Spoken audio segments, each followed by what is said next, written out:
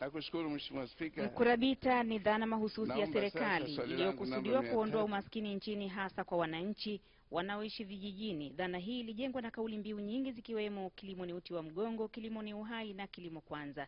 Je, serikali inatoa kauli gani kwa wakulima waliotumikia kauli mbiu hizi? Mheshimiwa Spika, kwa niaba ya Mheshimiwa Waziri wa Kilimo, Chakula na Ushirika, napenda kujibu swali la Mheshimiwa Asa Othman Hamad, mbunge wa Baraza la Wawakilishi lenye sehemu A na B kama ifuatavyo. A. Mheshimiwa Spika, serikali inatambua na kupongeza juhudi za wakulima katika kuzalisha mazao ya kilimo kupitia kauli mbiu mbalimbali ikiwemo kilimo ni uti wa mgongo, kilimo ni uhai na kilimo kwanza. Kupitia kauli mbiu hizo, wakulima wamehamasika kuongeza uzalishaji na tija kwa mazao ya kilimo pamoja na matumizi ya zana bora za kilimo kama matrekta, na hivyo kuingizia taifa mapato na kuwepo kwa chakula cha kutosha nchini. Aidha, kupitia juhudi hizo za wakulima, taifa limekuwa likijitosheleza kwa chakula, ambapo katika msimu wa mwaka 2013-14 uzalishaji wa mazao ya chakula ulifikia jumla ya tani milioni 16, na hivyo taifa kujitosheleza kwa chakula kwa asilimia 25.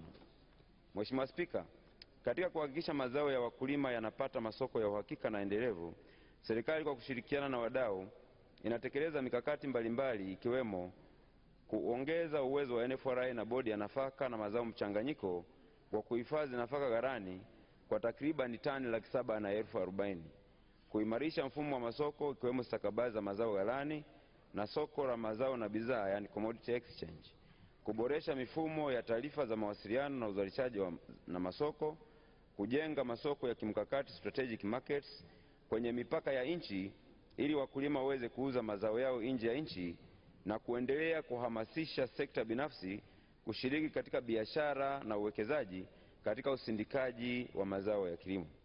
B. Mheshimiwa Spika, serikali haina mfumo rasmi wa kutoa fidia kwa wakulima walioathirika kwa kukosa masoko ya mazao.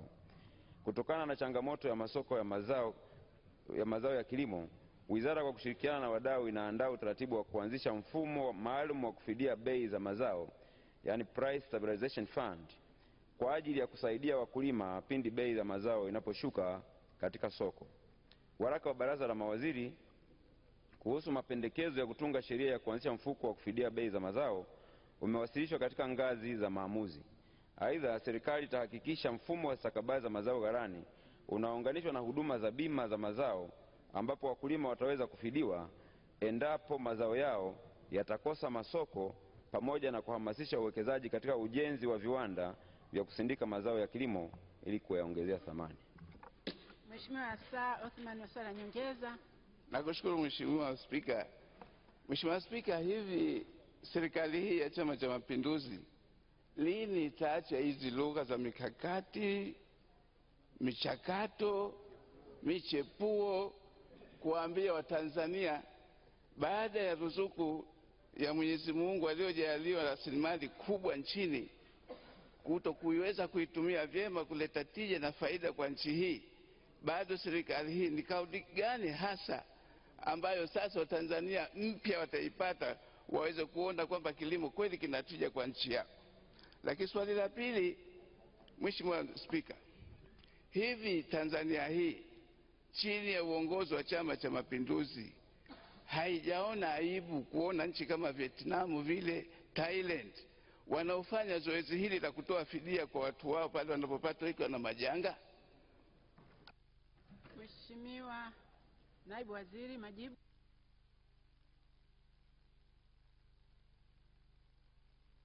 Mheshimiwa Spika, kwa niaba ya Mheshimiwa Waziri wa Kilimo, Chakula na Ushirika, napenda kujibu maswali mawili ya nyongeza ya Mheshimiwa Asa Othman Hamad, mbunge wa Baraza la Wawakilishi kama ifuatavyo. Mheshimiwa Spika, kwanza naomba nimfahamishe Mheshimiwa mbunge kwamba kauli mbiu zote ambazo yeye mwenyewe kwenye swali lake la msingi alizitaja zote zimekuwa na maana. Hamna kauli mbiu ambayo imekuwepo ambayo haina maana, kwa sababu kauli mbiu zote hizi zimelenga katika kuhamasisha.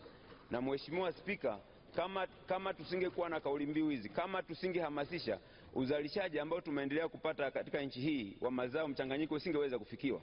Mwaka huu tumesema tumezalisha kwa 25%, tumejitosheleza kwa kiwango hicho. Ni kwa sababu ya kauli mbiu hizo, lakini mwaka uliotangulia nyuma tulijitosheleza kwa zaidi ya 18%. Kwa hiyo tumeendelea kujitahidi katika shughuli ya kilimo, na watu wasibeze haya ambayo serikali ya Chama cha Mapinduzi inayofanya. Mheshimiwa Spika, ukitulinganisha sisi na Vietnam, ni kweli unaweza ukalinganisha, lakini ukweli ni kwamba Vietnam wana mikakati ya kwao na sisi tuna mikakati ya kwao. Lakini pia niseme Mheshimiwa Spika, mikakati na michakato nayoisema itaendelea, kwa sababu maendeleo ni mchakato. Maendeleo is a process. Kwa hiyo hakuna siku ambayo tutasema kwamba sasa tumesimama, hakutakuwa na michakato, hakutakuwa na mipango. Itakuwepo tu. Hata chama kingine kikija leo kichukua madaraka kitakuwa na michakato, jambo ambalo mimi sidhani kama litatokea katika miaka hivi karibuni.